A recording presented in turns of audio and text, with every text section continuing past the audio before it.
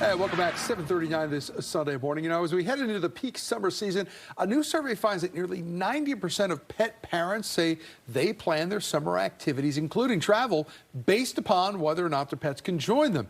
When bringing your pet along on a vacation, family visits can also make for great memories as well. Quickly become stressful, even dangerous, without the right prep, though. So here to share some important safety and travel tips for the entire family, including your pet, is our resident travel expert and fellow dog dad, Troy Petenbrink. Good to see you this morning. Good to see you, Tom. So this is something we share, dogs, pets, big part of the family.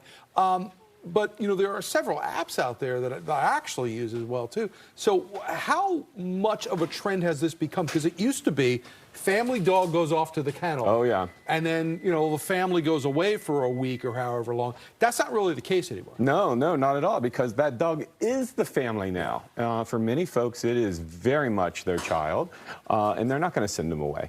As you saw, 90% of people literally are planning their travel. Where they're going to go, how long they're going to go, all that. So, once you have to pack your luggage for your kids, yourself, you got to pack for your pet as well, too. Yeah, so absolutely. What good things are there to have if you're going to be doing some real traveling? Yeah, well, first of all, safety. And most people are going to be driving. So just in general, that's the way to think about this.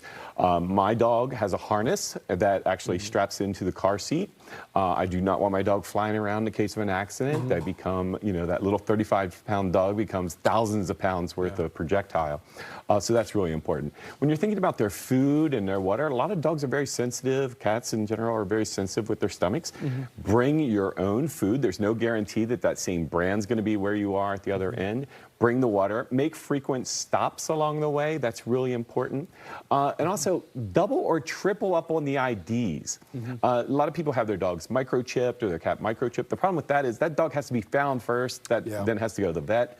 My advice there is make sure they have a tag with their name and your phone number and address all on it. And then also maybe consider getting an air tag as well. So that way you can actually go out and find them. Yeah, we have the air tag as well, too. Yeah, it's a great way for my wife to find out how far I took the dog on a walk. Did they really go on that walk? Did I really go for an hour, or did I just go around the block? Gear is important here. Yeah, gear is very important. Any parent will tell you the gear is important. So you've got some here. We used to have one of these, actually. Yeah, I love this one. This is a foldable one, lays flat, fits in the car really easily. The nice part about this is, when you're looking at various hotels, grandma's house, wherever you're going to go stay, you need to have a place to actually put the dog or the cat. And again, I highly recommend these crates. The one thing about this, though, is you set this up weeks in advance at your own home. Let them get used to it. Let them have the smells in it and stuff. Let them be very comfortable. So that way, if you are at a property that allows you to leave, they're comfortable being in the crate. But the other thing that I highly recommend is know the rules of the property you're visiting.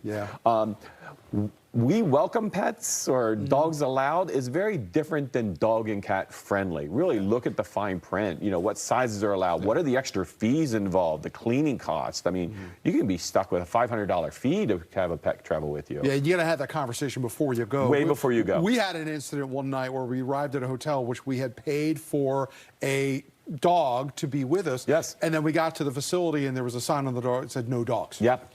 And luckily, the kind desk manager turned a blind eye and said, just go to bed. Yeah, but there's lots of different rules. Many hotels do not allow you to leave your dog alone in a room.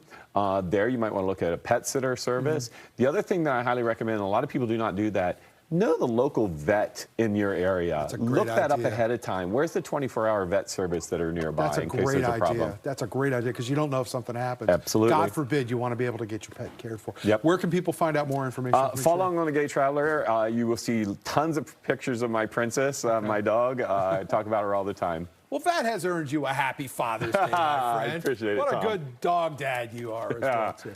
All right, there's all your information you need to know. Maureen will send it back over to you. Great interview. Thank you both.